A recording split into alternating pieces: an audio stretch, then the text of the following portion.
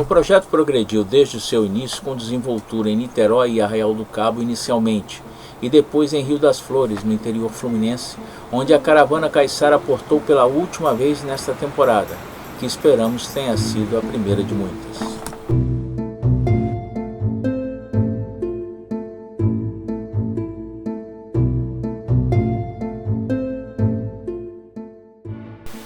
O tema do projeto é a cultura caiçara, um projeto de difusão de produtos culturais referidos a essa população tradicional brasileira, sua herança e práticas econômicas e culturais. Todos os eventos tiveram acesso gratuito. Estavam previstos eventos ao ar livre, porém, devido às intempéries do último verão, com muitas tempestades e vendavais, tivemos que nos restringir a espaços indoor.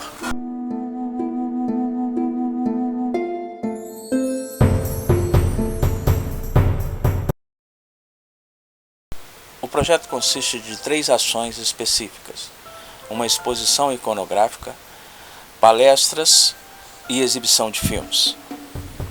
A exposição iconográfica traz objetos da cultura e da economia caiçaras, fotos de making-of da realização do filme Shangri-La Ainda Navega, quadros e outros objetos de arte que têm o mar como tema.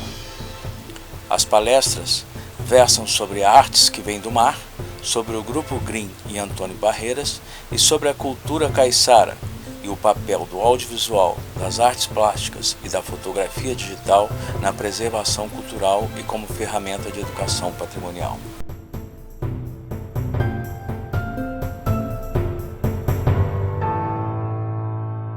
No total, o projeto atingiu 350 pessoas, número comprovado por um livro de presença.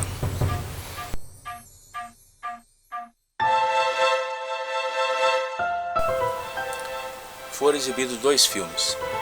O documentário As Artes que Vêm do Mar, tem 6 minutos, sobre o Grupo Green e Antônio Barreiras, e o longa-metragem híbrido O Shangri-La Ainda Navega, DocFic com Abner Valentim e Marina Rigueira, de 74 minutos.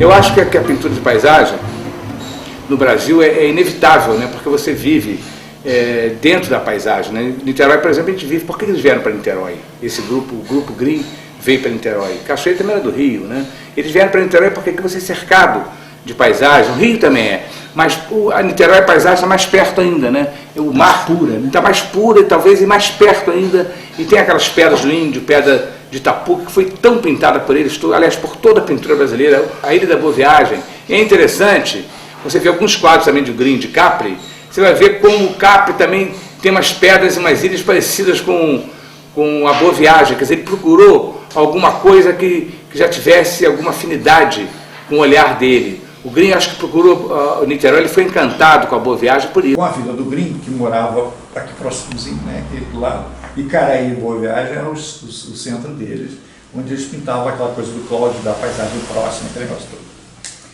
E aí o que acontece? Nessa mesma época, é fundada aqui em Niterói a Escola Fluminense de Belas Artes. E os pintores vão estudar com esses artistas. Eu gostaria de ter pessoas que se interessassem pela pintura livre. Ele fala da aula aqui, tal, né? Dá uma olhada. Ele tem ele faz um projeto maravilhoso em Piratininga, caiçara, né? Oficina de artes pescadoras, que é uma coisa maravilhosa, uma coisa que eu, por exemplo, eu amo, acho que aquele teu projeto é maravilhoso, cara. Que é um resgate de uma coisa que a gente tem, que é o cara fazendo arrejo, o cara fazer, você agora vai dar, né, até semana de pintar o bambu. Se eu for seguir, que por exemplo, são métodos, tudo em função de pessoas que já falaram ali. O Jaime disse assim: estou pintando com frios para que daqui a pouco, se vocês prestarem atenção, eu vou entrar com a luz que o sol está esquentando. É claro que as misturas ali vão começar a levar laranjas, amarelo de cadmo, vermelhos, sobre essas coisas. Eu já pinto com essas coisas direto, de uma maneira direta. Ela vai saindo Eu penso, e já vou fazendo. Eu pinto o quadro. Eu sinto a natureza e pinto o meu quadro. É onde a gente senta, que é aquela pedra do início do filme. É o início do filme. Que é lá em Piratininga também. A ponta de Piratininga. Que deve ser mais rápido do que essa. Que deve ser mais rápida do que essa. Agora, eu fui aluno deles todos. Tive o prazer de conhecê-los, assim, a turma mais nova, do Aloysio, de coisa, que eram professores e se conheciam muito. Tá entendendo? Inclusive, eu com 13 anos, quer dizer, estou falando aqui, eu gostaria de passar isso aí, eu com 13 anos, eu entrei para a Escola Fluminense de Belas Artes. E cursei 3 anos na Escola Fluminense de Belas Artes. Fiz o curso completo. Aí peguei a Luísa e peguei poeta. Foi onde eu aprendi a desenhar. Com 16 anos eu fui estudar com o Cláudio. Cláudio estava no 3º ano da faculdade, no Fundão. Eu consegui vaga de ouvinte. Fui para lá. Aí estudava os modelos vivos. Com quem? Nossa mestra, Eris Guimarães. Fui ser ouvinte com 16 anos. Fiquei por lá 2 anos. Dali eu prestei vestibular, passei para o Fundão. E aí fiz, já era profissional. Já era profissional. Era de barco. E na época depois a escola, onde eu estudava no início, era no museu. Essa coisa, e aí você vê os meus professores, estudei com Quirino, Campo Fiorito. Então, pessoas, sabe, que tinham um conteúdo legal.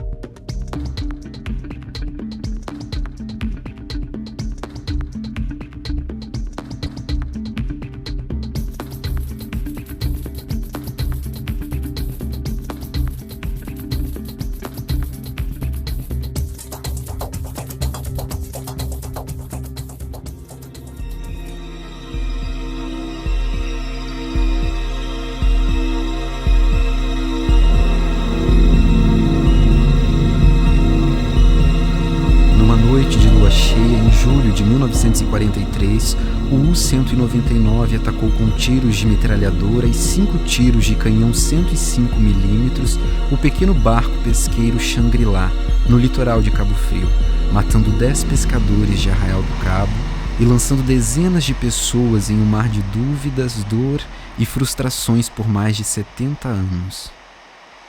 E nós conseguimos, através de participação de várias pessoas, mudar essa história, ou seja, fazer com que a sociedade brasileira reconhecesse que o Shangri-La também participou da Segunda Guerra. Isso foi em 1999.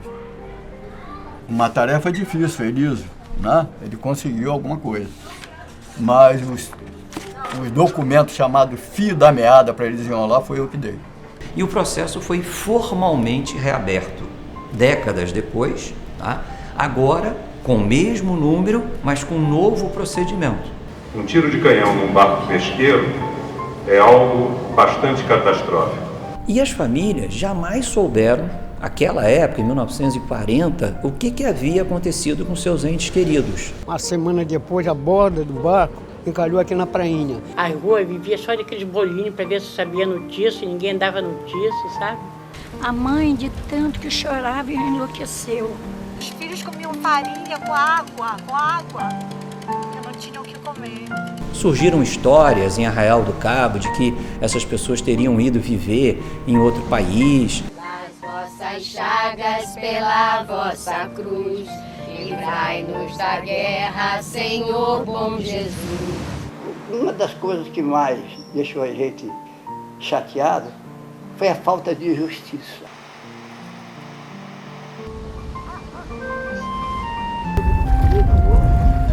Aí, gente. Rapaz.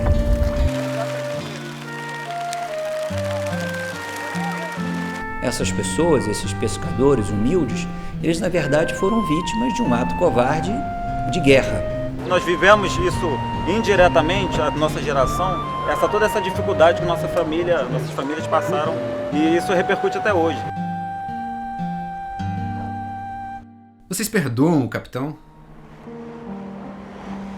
Senhoras e senhores, está encerrada a cerimônia. Os familiares dos heróis de guerra do barco pesqueiro Shangri-La receberão os cumprimentos aqui neste local.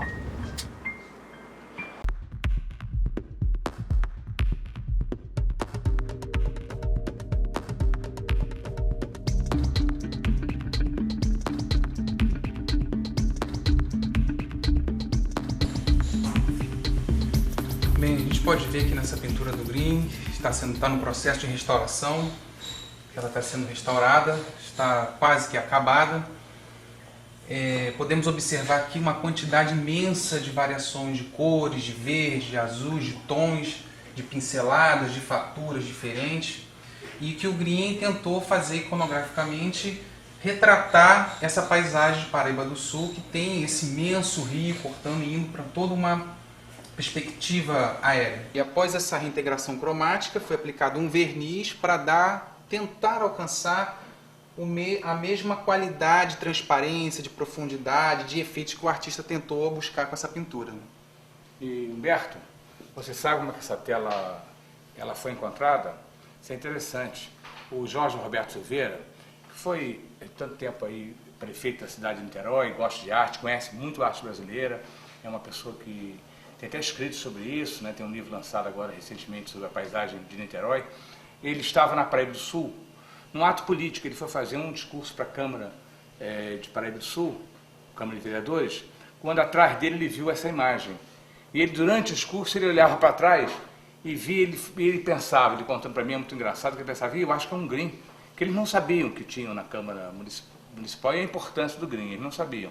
E Jorge olhava, e Jorge deve ter até feito um discurso meio complicado, porque ele ficou preocupado com o quadro. Bom, acabando o discurso, ele foi lá, viu a assinatura, constatou o quadro, como disse o Berta, um quadro muito amarelado, não se via direito, mas ele constatou que era um Grimm e avisou a Câmara Municipal de Paraíba do Sul e também avisou o crítico de arte que fez o livro sobre o Grimm, Carlos Roberto Marcel Levi, e daí então a Câmara começou a dar importância para o quadro e achamos até o documento, na época de doação, isso no século XIX, documenta lá ainda. Quer dizer, depois dizem que o Brasil não guarda documento, que é uma mentira, né? Um mito. O Brasil é um país que tem muito documento e guarda, está mal tratado, mas eles guardam. E foi encontrado com esse documento de doação do quadro para a Câmara.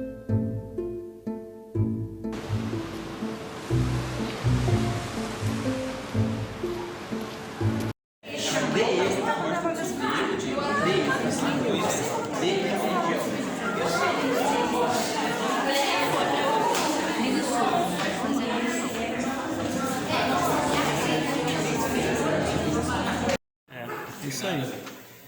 Parece que foi um governador de província, né? Foi o governador, tinha a casa em Rio das Flores, veio para cá. Foi importante muito lá no município, na cidade. Vocês nos perdoem aí, eu não levei em conta a necessidade. A gente estava aqui ontem trabalhando aqui, hoje estou trabalhando aqui, não sentimos calor nenhum.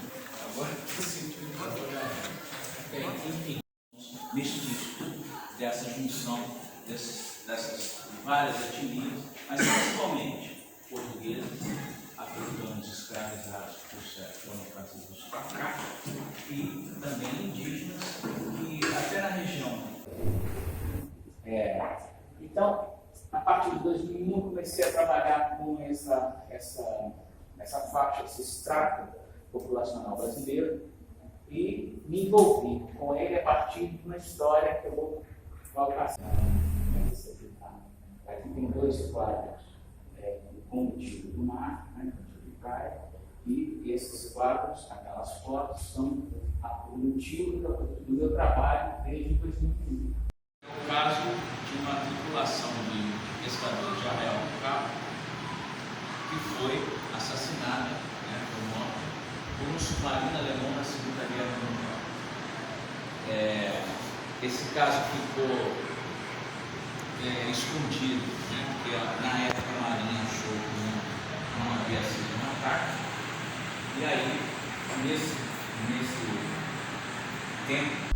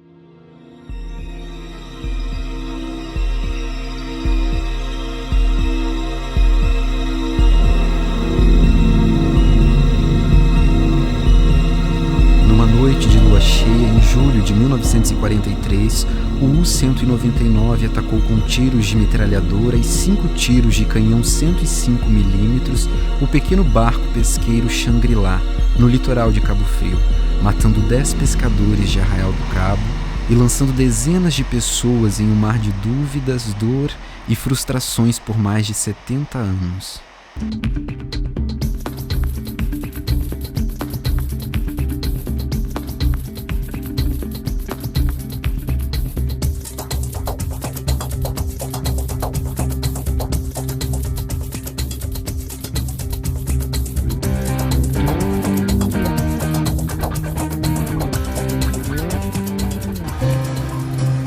Venha ver hoje às 19 horas no Cinema Municipal com entrada franca o longa-metragem O Shangri-La Ainda Navega, que conta a história dos heróis cambistas do pesqueiro Shangri-La, afundado pelo submarino alemão U-199 durante a Segunda Guerra Mundial. Hoje às 19 horas no Cinema Subcult, ao lado da Câmara Municipal. Entrada franca. Assista ao filme O Shangri-La Ainda Navega e veja a exposição. Hoje às 19 horas. Entrada franca.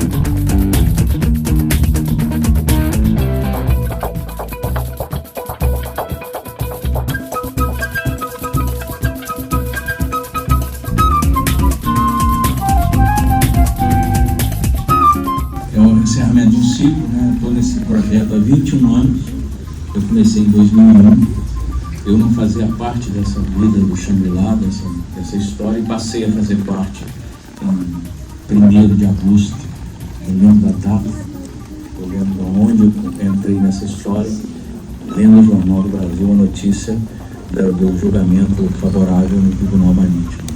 Antes de qualquer coisa, chamar as pessoas que fazem parte, alguns que estão aqui, fazem parte do projeto muito radicalmente, né? Tanto do filme quanto da história do Shangri-La, e chamar o Abner, o ator principal do filme, da parte ficcional, a Ana Valentina, que veio de São Paulo para visitar nossa festa, e estava doido para ver esse filme, né? Chamar o Cleo Segon, que é o diretor de fotografia do filme. Ele é um parceiro de vida também, estamos filmando juntos desde 1980, né? Uns 40 anos que a gente filma junto. Né? Uns 40 anos. Larga todo mundo. A Rose, que é a nossa uma personagem importante, né? Que ela é presidente do Ponto de Cultura. Pescadores de Arraial do Cabo, são importantes, foi nosso elo de ligação com os pescadores, com a cultura caiçara, e depois do filme a gente convida para um bate-papo.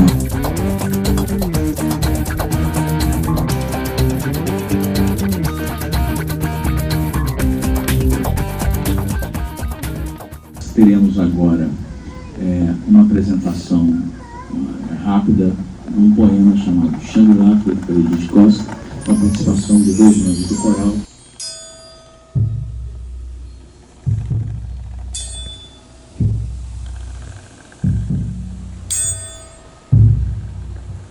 A vela branca cintilava no azul do mar, do barco de pesca nas águas de Arraial. 10 homens empenhados em trabalhar, sem imaginar quão difícil seria o final. Era tempo da Segunda Guerra Mundial. Fragatas e navios rasgavam o oceano. da nossa amada terra, no rio litoral, qual leve, tênue, infinito e lindo pano. Aqueles 10 homens eram inocentes, não sabiam nada de manobra militar, queriam levar sustento aos parentes, na alegria de rever os seus no lar. Mas, ato de imoral e insana covardia, soldados de submarino desconhecido, contra o pequeno barco de pescaria, um tiro de canhão, o sonho foi perdido. Considerado como barco afundado por algum defeito ou forte tempestade, este caso foi dado como encerrado. Afundou também aquela crueldade. Sem voltar, sua gente em lamento foram dados como desaparecidos, trazendo um grande sentimento, porém jamais foram esquecidos. Qual por anjo do céu sendo levados, o manto sagrado do mar os envolveu. Amantes da terra têm se debruçado em pesquisas e a história revolveu. Professor Elísio, escritor, historiador, mergulhou fundo neste triste fato, estudando com afinco e todo ardor, como quem retoca um retrato. Paulo Franco deu vida a uma tela, restaurou o Xangri-Lá para eternizar aquela embarcação simples e bela para todo o povo de Arraial lembrar. Flávio Cândido, cineasta virtuoso, 21 anos buscando a verdade, revive em filme a história e ditoso traz honra e glória para esta cidade. O barco, batizado de Xangri-Lá, nome que nos lembra um paraíso, volta a vela branca reluzente de lá. Agora, suplicar pela paz é preciso.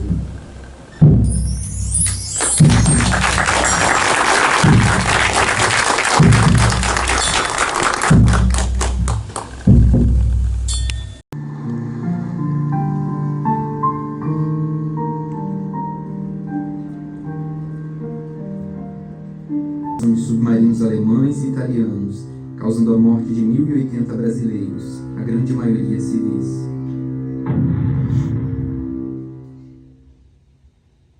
Quanta dor. Imagina isso, aquelas mulheres, imagina eu fazendo isso por um homem.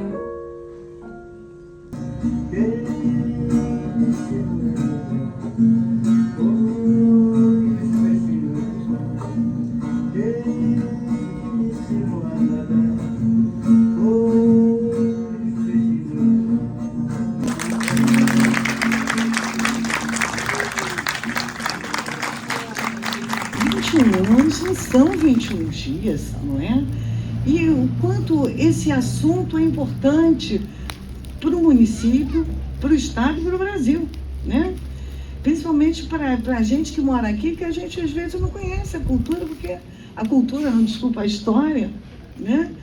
Porque a história volta e meia está sendo apagada, né?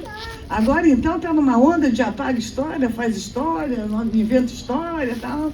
Então reescreve a história, né? Então está assim uma coisa até bastante confusa, né? Então eu achei muito importante esse filme. Quando a gente participou naquele momento, eu talvez não tivesse essa visão completa como hoje eu tenho vendo o filme pela segunda vez, né? Porque a primeira vez foi num espaço muito pequeno, num momento que não era cinema. Então, o filme no cinema, ele ganha realmente outra dimensão. Então, resumindo, parabéns pelo filme, parabéns a todos. E a pesca em Arraial do Cabo a gente tem que continuar valorizando como, né, como até uma questão de sobrevivência, de segurança alimentar, né? Mas, infelizmente, a pesca no mundo todo está em declínio, né? Como a aquela chefe do ICMB, que agora me falta o nome, a Viviane, né, destacou, quer dizer, como é que você vai competir, né? Então, só a reserva extrativista marinha, sendo respeitada, delimitada, é que pode garantir a pesca aqui em Arraial. E Arraial, né? E Arraial também em si, porque é a identidade cultural, né? Senão fica uma cidade como outra qualquer. E olha, até eu me lembrei disso para contar, e você agora falando me lembrei. Búzios, por exemplo, Búzios é o 7º destino mais visitado do Brasil, né? Em termos de turismo, né? De visitação turística. Tem gente que chega no aeroporto, vai direto para Búzios, volta, não para no Rio de Janeiro, não para em outro lugar, vai direto e volta. E Búzios agora fez um encontro de cultura popular muito bonito, muito organizado, com gente do Brasil todo. E aí eles fizeram um evento que eles ficaram tão felizes, eles celebraram tanto. O que foi? A puxada da rede. Então eu achei tão interessante isso, que é essa coisa comum da puxada da rede, que a gente vê toda hora. Rotineira aqui. Eles fizeram um evento maravilhoso para puxar a rede, para ensinar a puxar a rede de novo, porque eles estão resgatando as tradições deles. Então tem tanto a questão da pesca, no caso de Búzios, como a questão dos negros, dos quilombos, porque era um lugar onde os escravos fugiam e eram traficados, né? Quando foi proibida, né, o comércio de escravos, tinha uma praia, tem ainda a praia, né? Chamada José Gonçalves, que era o traficante de escravos, que era ali que ele despejava, escondia os escravos. E ali saiu o quilombo da Baía Formosa e o quilombo da Raça. Enfim, então só para dizer que como a puxada de rede para uns pode ser uma coisa tão comum e para outros pode ser um grande evento, né? Olá pessoal, foi muito importante esse encontro do filme Shangri-La, que resgata a cultura, a história e a memória de um povo que ficou esquecido, mas ficou relembrado pela parte artística, cultural, histórica, e que nossa pesca artesanal seja relembrada, fomentada e deixada legado, que é importante para os nossos, para os futuros que vão vir, e com certeza a Subsecretaria de Cultura tem como objetivo trabalhar esses fomentos e nunca deixar que a história morra neste lugar. Como ator que atuei nesse filme há 8 anos atrás, estou muito emocionado hoje de estar aqui participando da estreia aqui onde foi gravado o filme, né? Quase o filme todo foi gravado aqui em Arraial do Cabo. Tive uma série de emoções aqui, revivendo vários momentos, enfim, espero aí quem veja o filme também goste, conheça um pouco mais da cultura aqui de Arraial do Cabo e dessa história aí que já se arrasta há mais de 70 anos. Meu nome é Marcelo Gonçalves, sou historiador do município. Esse filme é muito importante. Eu vou falar que é um documentário da cultura caiçara, da nossa história, dessa vila de pescadores que se transformou com a instalação da Álcalis numa área industrial, e hoje com a falência da Álcalis é voltada para o turismo, e em alguns anos, nessa pandemia, né, a pesca ressurgiu de uma forma, um renascimento da pesca, essa coisa da pandemia que parou tudo, os peixes apareceram, as canoas voltaram ao mar, e os pescadores ficaram tão felizes, né? E mostrou que Arraial como o Brasil é o celeiro de grãos para o mundo, aqui na nossa região dos lagos, o Arraial do Cabo é esse manar de pesca. Então, o filme não retrata só a história do Shangri-La, um barco de pesca, do o 199, né?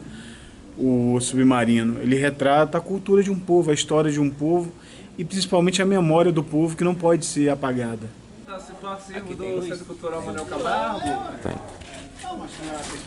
Boa, Flávio. Conta aí pra gente um pouquinho como é que é a sensação depois de 21 anos fechar esse ciclo para a história aí de Arraial com o filme Shangri-La. Olha, a sensação é de dever cumprido. Eu entrei nessa história sem ser do mar, eu sou de Juiz de Fora, de Minas Gerais, e vim para Arraial praticamente, né, para viver essa história, conviver com as pessoas, sofrer junto com elas e, de uma certa forma, avançar a luta delas na maneira que eu pude, né, que é fazendo o filme, mostrando o filme em diversos lugares, inclusive foi levado ao STF, de alguma forma contribuir. E quando deu o ganho de causa no Supremo, eu considerei que a minha missão estava cumprida. Por isso eu encerrei a realização do filme, do projeto audiovisual Shangri-La, que gerou um documentário, um telefilme documentário, e esse longa, o Shangri-La Ainda Navega, que mistura, né, uma história romântica, fazendo uma metáfora com a história de todos que viveram aquela tragédia.